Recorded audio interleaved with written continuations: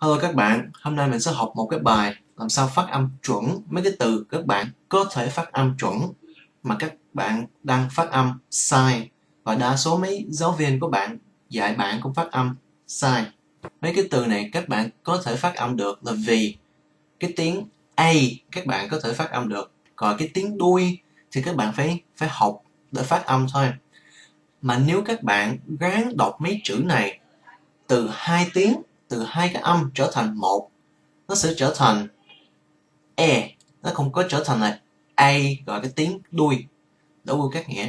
Các bạn phát âm mấy cái từ sai như là Mace, Gain, Bate, Tape, Face, Mace, Pave và Jase. Cho mấy cái ví dụ này nè, các bạn nhìn vô, các bạn sẽ đọc ra cái từ Mace, Tape, Bate, Rake, từ quét. Yeah, Mac với Tech, ok, bạn đọc nó như vậy, những có người Việt mình mới hiểu thôi. Thứ nhất, đó là make. Bạn có thể phát âm được A, thì bắt phát âm cho nó chuẩn đi. Make, rồi đừng có phát âm nó vô trở thành một âm, nó là hai âm. Phát âm cho nó chuẩn thì nó sẽ ra đúng tiếng. Make, take, bake, rake, cake, fake, lake, sake, and wake.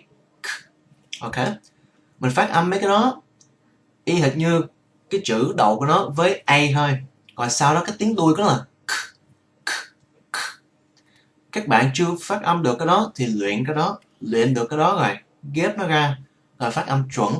Đừng có lười, có thể mình lười mình phát âm như vậy thì các bạn khác của mình người Việt sẽ nghe như vậy thấy ok, mình nói cái chữ đó, mà lúc mình giao tiếp với người nước ngoài hay người khác mình phát âm kiểu đó không có ai hiểu mình. Đừng có ăn gian cái kiểu đó, đừng có phát âm cái kiểu lười, cái phát âm cho nó chuẩn. Bây giờ thì Will sẽ phát âm theo spoken English cho các bạn nghe. Đó là make, take, bake, rake, cake, fake, lake, sake, and wake. Bây giờ mình sẽ tập mấy cái từ A, như K, day, Fane, Gape, Jade, Kane, Lane, Mace, Pane, Sane, Wain. Bây giờ thì là spoken English. Kane, Dane, Fane, Jain, Kane, Lane, Mace, Pane, Sane, Wain. Next one. Ate, baked, Cate, date, fate, gate, hate, late, mate, equate, rate, sate. Spoken English. Bate, Cate, date, fate, gate, hate, late, mate, equate, rate, sate. As, days, phase, gaze, haze, lays, maze, tase, ways, craze. Okay? Spoken English. Days, phase, gaze, haze, lays, maze, tase, ways, and craze.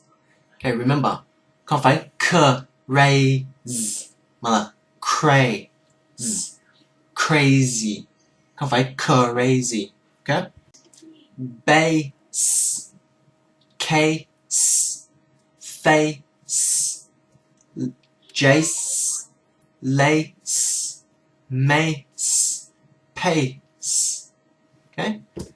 Base, case, face, lace, Jase, mace, pace. A, d, b, okay? Not b, blade, forbade, decade, fade, jade, laid, made, paid, raid, wade. This one's easy. Paper. Người mình phát âm được paper. Mà thấy đến chữ cape thì mình đọc là cape. Okay? Paper, paper. Ape, cape, drape, gape, grape, tape. Ave, cave, Dave, favorite,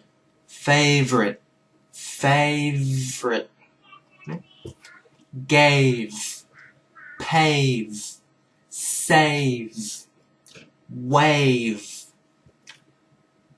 have. Duy nhất từ này là have, mấy cái tiếng kia là a, ok? Naval,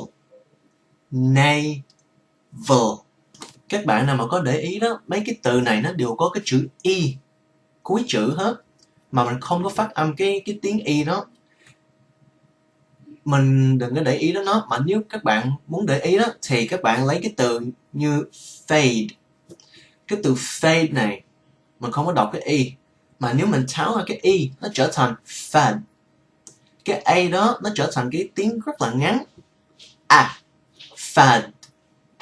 Còn có cái y đuôi thì nó trở thành fade. Okay. Tiếng Anh cái khúc này nó hơi phức tạp. Cái tiếng y cuối đó nó giúp cái tiếng nguyên âm chính giữa đó kéo dài ra hơn. Nó không phải là mà nó trở thành a. From fad to fade.